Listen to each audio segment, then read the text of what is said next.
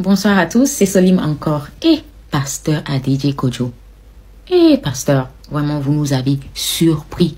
Vous, un homme de Dieu qui doute de la parole d'un autre homme de Dieu. Vous qui remettez en question la révélation de votre propre collègue en spiritualité, un apôtre de surcroît, un pasteur comme vous. Mais surtout vous qui doutez de la volonté de Dieu que vous dites servir. Parce que la vraie question c'est quoi en réalité? Comment pouvez-vous rejeter la vision la vision d'un prophète alors que Dieu vous a déjà montré exactement la même chose? Oui, pasteur, on n'a pas oublié la rumeur que vous-même l'aviez déjà confiée à vos proches, à des proches en toute confidentialité. Vous avez eu cette vision, vous avez vu ce destin. Donc quand Dieu vous parle, c'est une révélation. Mais quand il parle à quelqu'un d'autre, c'est une machination. Pasteur, vous croyez en Dieu, mais vous ne croyez pas en ce que Dieu dit de vous. Si Dieu vous a parlé en premier et que Dieu a confirmé à travers votre collègue, si vos deux visions concordent, pourquoi vous fuyez en fait? Pourquoi vous niez? Pourquoi tremblez-vous, pasteur? Pasteur, est-ce que vous essayez de retarder votre destin? Ou bien vous ne croyez pas en Dieu? Parce que moi je croyais que quand Dieu dit oui, personne ne peut dire non. Sauf apparemment vous êtes le premier homme de Dieu à vouloir échapper à une prophétie qui vous élève. Le seul Togolais aujourd'hui qui a peur que ADJ soit président, c'est ADJ lui-même. Non, le prophète a vu la démission de Faure. ADJ a vu le problème. Machination spirituelle. C'est le mot que vous avez utilisé, pasteur.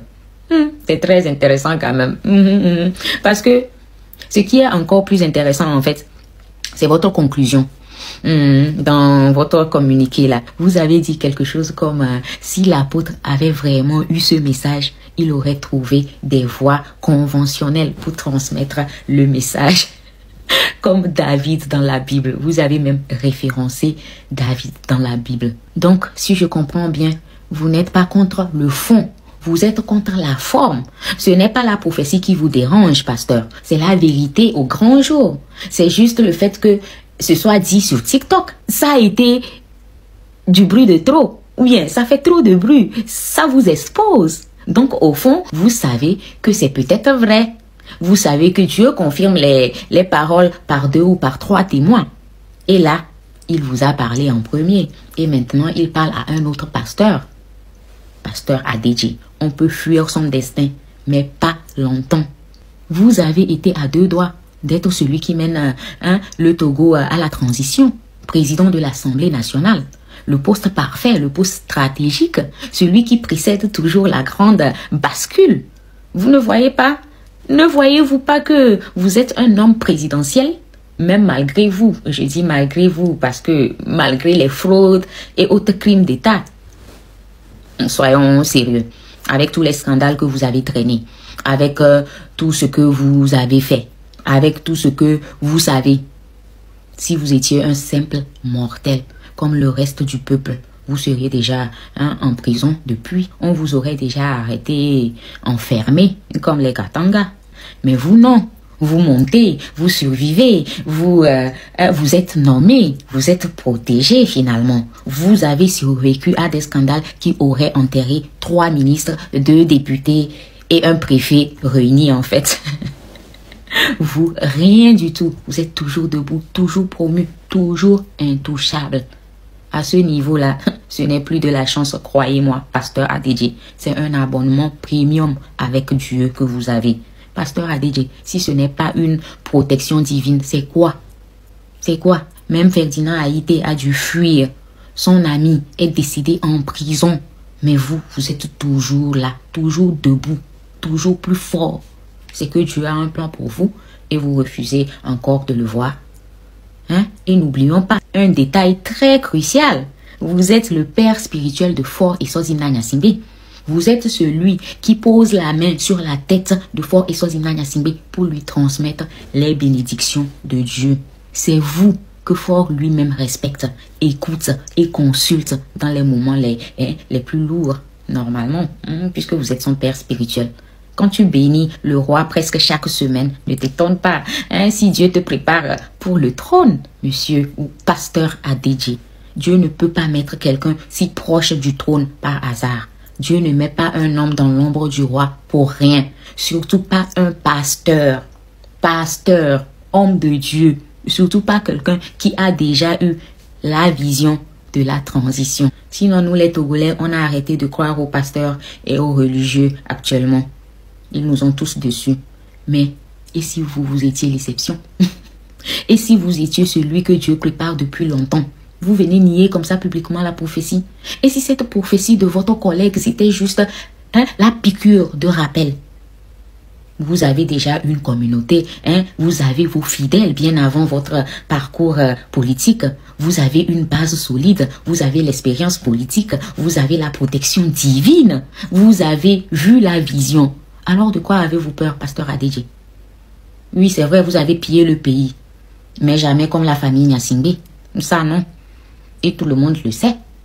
Vous avez fauté, oui, mais vous n'êtes sûrement pas pire que Fort et Sozimna Nyasingbe. Et tout le monde le sait. Et surtout, vous avez la bénédiction de Dieu. Celle que les Togolais attendent depuis longtemps. C'est drôle que vous reniez publiquement cette prophétie. En fait, c'est incroyable, pasteur ADJ. Dieu vous a donné une mission divine et vous voulez vous contenter d'une mission humaine. Vous voulez rester ministre alors que Dieu veut faire de vous un libérateur. Vous voulez renier votre destin juste par peur de l'homme.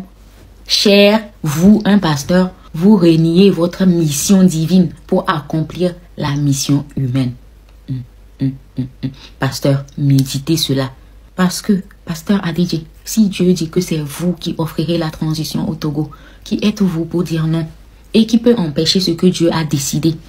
Quand Dieu dit oui, qui peut dire non?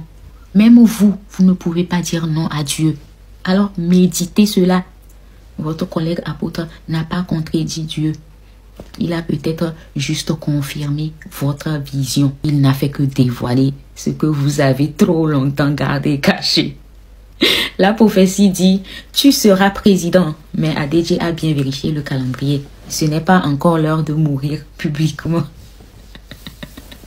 Le prophète a dit, Dieu t'a choisi.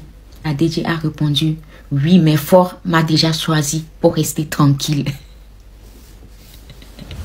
Non mais sérieux quoi. Avant, ADJ prêchait la foi. Aujourd'hui, il prêche surtout la prudence. Son verset préféré, c'est tu ne tenteras pas le président du conseil.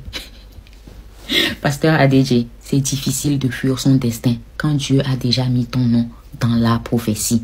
Alors, je vous appelle tous les Togolais, mobilisons-nous. Préparons-nous pour le 8 décembre prochain, pour la manifestation pacifique.